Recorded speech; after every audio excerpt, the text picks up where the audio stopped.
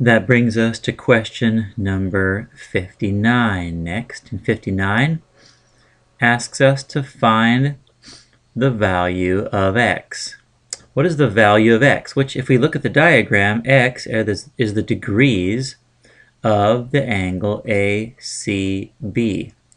Now class, this is different from number 58. We solve it differently because in number 58, we're looking at a whole bunch of central angles where we know the measure of the central angle is equal to the measure of the intercepted or cut out arc.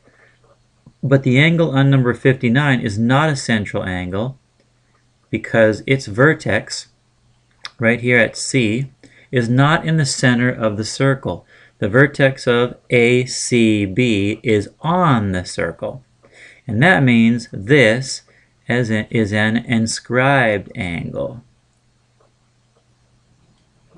In fact, for all these angle questions, you should be identifying, is it a central angle or an inscribed angle? Once you identify that, you should be able to recognize the properties. And the properties of an inscribed angle we learned in class are this. If we know the measure of the inscribed angle, then we know the measure of the intercepted arc, which in this case is arc ABC, is 2 times the measure.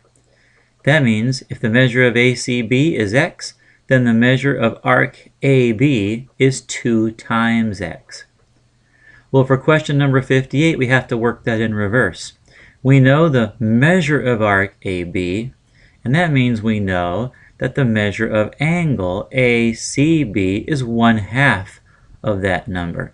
So that means, if you want to write this out in an equation, the measure of angle ACB is equal to 100, which is the measure of the intercepted arc, divided by 2. So in this case, we know that the measure of arc AB is 100, so the measure of angle ABC is equal to 100 divided by 2, which is 50. And that means the value of x is 50. I could write this as 50 degrees, but since the degrees are already in the diagram, the actual answer is just x equals 50.